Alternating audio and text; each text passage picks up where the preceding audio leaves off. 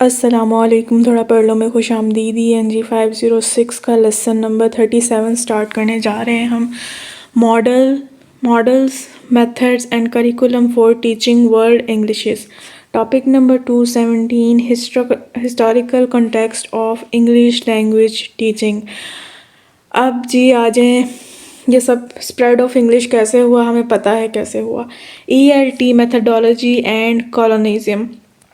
अब जी English language teaching में जो जिस मेथडोलॉजी के तहत हमें इंग्लिश सिखाई जाती है उसका कॉलोनियलिज्म से क्या लिंक है। Link between ELT methodology and British colonialism. ELT methodology का ब्रिटिश कॉलोनियलिज्म से लिंक है क्योंकि उसी दौर में ये सब कुछ होना शुरू किया और दूसरे लोगों ने इंग्लिश सीखना शुरू की। ठीक है। ELT a product of spread and macro acquisition of English. हाँ जी, ELT किस चीज़ का नतीजा है? इंग्लिश के फैलने का, और जो दुनिया भर में लोग इसे सीखने लग गए हैं। अब चाहे वो जिस भी ज़रिए से वो सीखने लगे हैं, अब चाहे वो कॉलोनियलिज्म के अंडर आके वो सीखने लगे हैं या इसके फैलने की वजह से सीखने लगे हैं। बहरहाल ये जो है, ये क्लास जो है इंग्लिश लैंग्वेज टीचिंग जो है, ये इस चीज़ का नतीजा है, प्रोडक्ट है। ठीक है। फिर जी आ जाए जी डेवलपमेंट ऑफ ELT। क्या हुई डेवलपमेंट, कैसे हुई development? Theories and practices not developed in the UK और USA। आपने MCQs याद रखना है।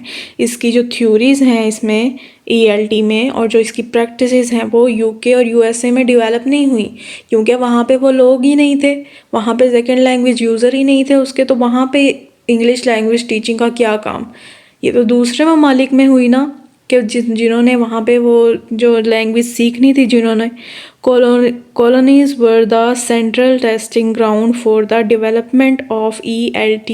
हाँ जी, वही बात आ गई। जो लोग, जो मुल्क महकूम थे, जो उनके कब्ज़े में थे, जो कॉलोनाइज थे, वो था उनका सेंट्रल टेस्टिंग ग्राउंड। वो जो जगह थी वहाँ पे ये वो सेंट्रल थी ये क्लास बनाने में, ये चीज़ बनाने में ELT, क्योंकि उन्हीं को लोगों को सीखना है, वहीं पे ये क्लास बनी ELT।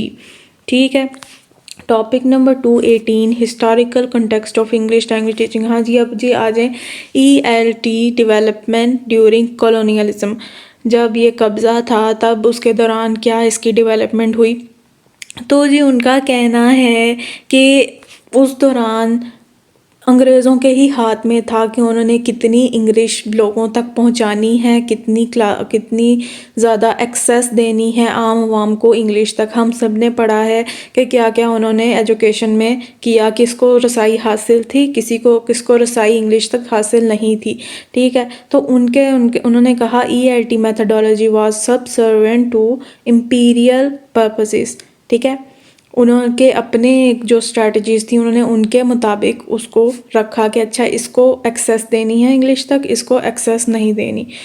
इसके अलावा जी आपका जो इंग्लिश का ये करिकुलम था ये किस पे बेस्ड था कि लोगों को वो उस क्वालिफ़िकेशन पे बेस्ड था कि बस उन्हें सिविल सर्विसेज के लिए लोग चाहिए थे। ठीक है। Curriculum based on language examination used as qualification standards for civil services. ठीक है। जो सिविल सर्विसेज में आना चाहता था उसको ही बस ये प्रोवाइड की जाती थी। ठीक है। जैसे कि हमने पीछे पढ़ा, उन्हें जो थे लोकल क्लर्क्स चाहिए थे जो कि बस पढ़ना जानते हों। ठीक है। जबकि हाई जो जगहों पे थे एलिटिस्ट जो थे उन्हें वो अपने जैसे चाहिए थे, उन्हें एंग्लिसाइज एलिटिस्ट चाहिए थे कि वो हमारी ओपिनियन रखें, हमारे जैसे सोचें, बस ये कि वो हों जो शक्ल सूरत में इंडियंस और जो बड़े सगीर जैसे लोग हों। ठीक है। अब जी उन्होंने कहा उस दौर में जो एम्पायर थी, जो ब्रिटिश थे, वो ना नेटिव इंग्लिश जो टीचर्स थे वो देने से कासिर थे, वो नहीं थे, उनके पास अवेलेबल नहीं थी ये फैसिलिटी। ठीक है। फिर जी इसमें क्या किया, नॉन नेटिव इंग्लिश स्पीकर्स आ गए यहाँ पे। The process of language spread depend on non native English speaking teachers. Non native English speakers ने फिर वो इंग्लिश सिखाना शुरू की लोगों को। तो यही लोग वजह हैं इंग्लिश के फैलने की, और यही चीज़ें वजह बनती हैं मुख्तलिफ वैराइटीज़ के बनने की। Topic number historical context of English language teaching. अब जी ELT methodology and linguistic imperialism, ये जो लिंग्विस्टिक इम्पीरियलिज्म हुआ इसका इस चीज़ से क्या ताल्लुक़ है। तो जी उनका कहना है ये जो नॉन नेटिव टीचर सिखाने लग गए थे ना, तो जी ये जिस तरह सिखाते थे ना, इस तरह ये इनकी मेथडोलॉजीज़ ELT की मेथडोलॉजीज़ के साथ कॉन्ट्राडिक्ट करती थी। मतलब कि जिस तरह अंग्रेज़ सिखाते थे ना, या जिस तरह नेटिव स्पीकर टीचर सिखाता है, उस तरह नॉन नेटिव स्पीकर तो नहीं सिखाता था। तो जी उस तरह वो कहते हैं कि इस तरह ना एक मुखालफत आ गई, कॉन्फ्लिक्ट आ गया। Non native context of ELT development contradicts with linguistic imperialism. ठीक है, लिंग्विस्टिक इम्पीरियलिज्म क्या था कि बस जो अगला है इंग्लिश बोले, इंग्लिश को ही बस अपनी ज़ुबान रखे, इंग्लिश को इंग्लिश के साथ ही सीखे, मतलब वो अपनी मदर टंग को छोड़ दे। तो नॉन नेटिव क्या करता था, नॉन नेटिव टीचर तो अपनी लैंग्वेज में उसे एक्सप्लेन करता था पहले, बाद में वो इंग्लिश सिखाता था। ठीक है, तो इस तरह क्या हो गया, इस तरह तो वो दोनों लैंग्वेज सीख जाएगा, बाइलिंगुअल हो जाएगा। ये तो बहुत क़यामत आ गई फिर, है ना। तो जी यहाँ पे कॉन्ट्रडिक्ट आ गया। ठीक है, linguistic imperialism neglects the contribution and agency of the non native speaker teachers. हाँ जी, लिंग्विस्टिक इम्पीरियलिज्म्स जो है वो इस कंट्रीब्यूशन को भी नहीं मानता कि जो नॉन नेटिव ने किए। बेसिकली हमारी वजह से, हम सेकेंड लैंग्वेज यूज़र्स की वजह से, इन नॉन नेटिव स्पीकर्स जो नॉन नेटिव टीचर्स हैं, इनकी वजह से ही इनकी फैमिली कह रही हूँ, इनकी लैंग्वेज फैली है। ठीक है, पर वो इसका कोई कंट्रीब्यूशन नहीं मानते। वो उल्टा हमारी लैंग्वेजेस को क्या बोलते हैं, डेफिशिएंट बोलते हैं, फॉसिलाइज्ड बोलते हैं, और वो कुछ नहीं मानते। तो जी ये है जी लिंग्विस्टिक इम्पीरियलिज्म का लिंक इसके साथ। ठीक हो गया।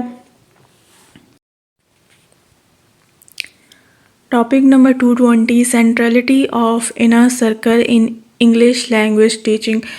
अब जी इनर सर्कल में क्या सेंट्रलिटी है और आपकी जो सेकेंड लैंग्वेज एक्विजिशन है उसमें क्या मुताबिकत है।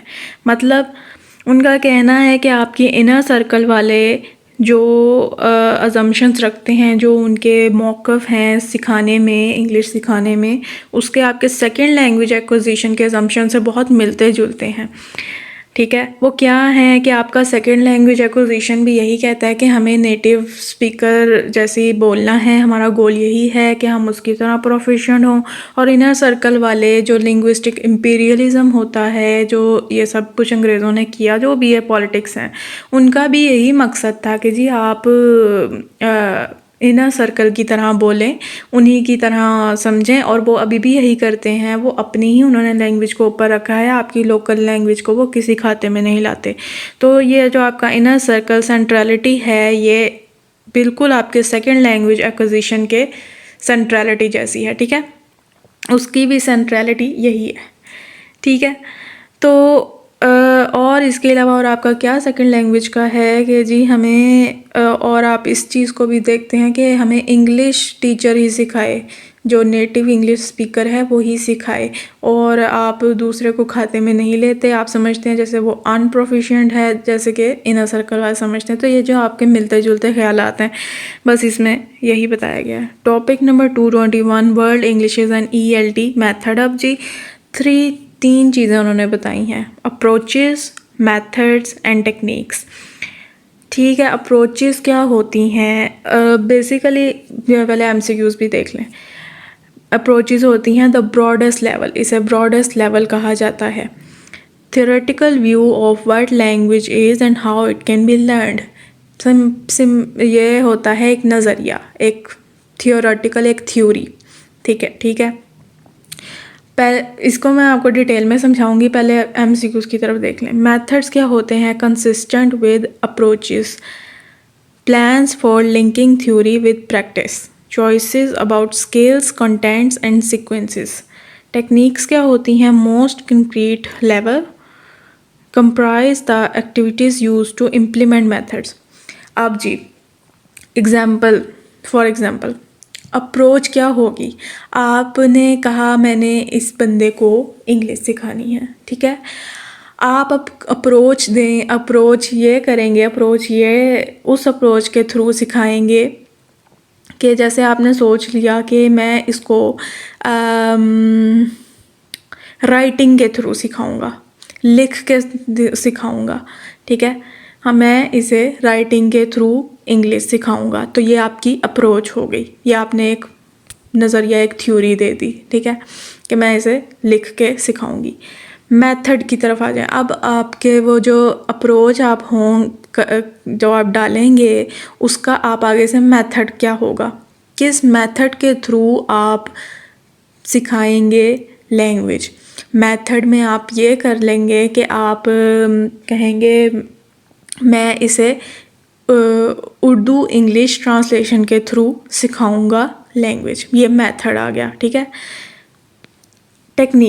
टेक्निक में क्या होगा? टेक्निक में वो एक्टिविटीज़ आ जाएंगी जिसके ज़रिए आप सिखाएंगे, मतलब जो उसे एक्टिविटीज़ देंगे आप करने को, जिसके ज़रिए वो करेगा। आप उसको उर्दू इंग्लिश ट्रांसलेशन की मशक करवाएंगे, आप उसे टेंसेस दे देंगे कि इसको आप उर्दू में करें, इसको आप इंग्लिश में करें, आप उसको मुख्तलिफ एक्टिविटीज़ दे देंगे। ये आपकी टेक्निक होगी उसे सिखाने की, ठीक है। फिर से अप्रोचेस क्या हो गई? आपने एक अप्रोच ले ली कि ठीक है इसके तहत मैं इसे सिखाऊंगा। मेथड में वो प्रैक्टिस आ जाती है, वो मेथड आ जाता है जिसके तहत आप सिखाएंगे, ठीक है। टेक्निक में वो टेक्निक्स आ जाती हैं, वो एक्टिविटीज़ आ जाती हैं जो जिस मेथड के थ्रू आप सिखाते हैं। क्लियर है? Approaches, theoretical view of what language is and how it can be learned. Method consistent with approaches. जिस अप्रोच, जो अप्रोच आप अपनाएंगे वही वैसा ही मेथड होगा, ठीक है। Plans for linking theory with practice. अपनी थ्योरी को, अपनी अप्रोच को प्रैक्टिस के साथ लिंक करना। Choices about skills, contents and sequences. किस सीक्वेंस के थ्रू क्या स्किल्स, क्या कंटेंट होगा जो आप अपने बच्चे को देंगे, ये सब कुछ मेथड्स में आता है। Technique most concrete level comprises the activities use to implement methods. वो जो मेथड्स आपने सोच लिए हैं कि अच्छा ये मेथड के थ्रू मैं सिखाऊंगा, उसकी जो आगे से डिफरेंट एक्टिविटीज़ होंगी वो आप इसमें टेक्निक्स में आता है। होप सो मैंने अच्छी तरह क्लियर कर दिया होगा, क्योंकि ये इम्पॉर्टेंट है, ये इम्पॉर्टेंट कॉन्सेप्ट है, ये आपको आना चाहिए, तो ये आपको समझना चाहिए। ट्रेडिशनल ELT प्रैक्टिसेस अब क्या होती हैं? ये जी एक दिया गया प्रैक्टिसेस क्या था, defined by Kachru as a monomodel. Monomodel मैं पहले आपको बता चुकी हूँ। उनका कहना है ये जो था, इसे यूनिवर्सली माना गया कि ये बेस्ट वे है सिखाने का, ठीक है। अब इसमें क्या करता है? Do not use context as a variable. इसमें जी बच्चे को कॉन्टेक्स्ट नहीं दिया जाता, उसमें उसके बैकग्राउंड का कॉन्टेक्स्ट नहीं दिया जाता, उसके मतलब कल्चर से उसे डिटैच कर दिया जाता है, एक ही तरीके से उसे सिखाया जाता है लैंग्वेज। फिर जी आ जाए एक अब आ गया पोस्ट मेथड एरा। ये जी दिया कमारावादी गुलू जो भी है, ये इसने दिया, ये इसने कहा कि एक तरह का तरीका ज़रूरी नहीं होता कि आप एक ही तरीके से बच्चे को सिखाएं। Ineffectiveness of one size fits all approaches, ठीक है। एक ही तरीके से ज़रूरी नहीं है कि आप एक मोनो मॉडल ही रखें, उसी के तरीके से सिखाएं। डिफरेंट चीज़ें हो सकती हैं, डिफरेंट चीज़ों के थ्रू आप सिखा सकते हैं। इसमें पोस्ट मेथड आया में क्या किया था उसने? Importance given to the context and local needs. बच्चों की, जो लर्नर है, जो सीखने आया है, उसकी लोकल नीड्स, उसके कॉन्टेक्स्ट के मुताबिक उसे सिखाया जाता है, ठीक है। Topic number 222 world Englishes and ELT methods. अब जो वर्ल्ड इंग्लिशेस के कॉन्टेक्स्ट में आ जाएं, वर्ल्ड इंग्लिशेस में क्या पर्सपेक्टिव्स हैं रिगार्डिंग ELT। तो वर्ल्ड इंग्लिशेस कहता है existence of a range of models for English rather than one best model के इतने सारी वेराइटीज़ हैं, उन वेराइटीज़ के भी मॉडल मौजूद हैं, तो आप उन मॉडल्स के मुताबिक भी सिखा सकते हैं। खाली एक मॉडल को फॉलो करने की ज़रूरत नहीं है। इसके अलावा the local innovation in English are based on the need of the users. वो जो वैरायटीज़ बनी हैं वो उस कल्चर्स ने अपने नीड के मुताबिक, अपने ज़रूरत के मुताबिक ही वो वैरायटीज़ वजूद में आई हैं, तो आप उनको उनके मुताबिक सिखा दें। ठीक है। English belongs to all those who use it. English सबकी है जो उसे यूज़ करता है। But at the end of the day क्या वही टेढ़ी दुम कि जी इस प्रैक्टिस को इतना फॉलो भी नहीं किया जाता, इस पर्सपेक्टिव्स को नहीं इतना फॉलो किया जाता, इन प्रोग्राम्स को भी इतना नहीं फॉलो किया जाता। ईएलटी में कोई फ़ायदा नहीं इस चीज़ का। English as an international language, इसमें बस आपने एक बात याद रखनी है, focus on the domain for which the language is needed. जब एक बच्चा इंग्लिश एज अ इंटरनेशनल सीखने आता है तो जो स्पेसिफिक डोमेन्स होती हैं जहाँ पे इंग्लिश यूज़ होती है उनमें उसका फोकस करवाया जाता है। ठीक हो गया। बस जी इसी के साथ होता है हमारा लेसन ख़त्म। अपना ध्यान रखें, दुआ में याद रखें। अल्लाह हाफिज़।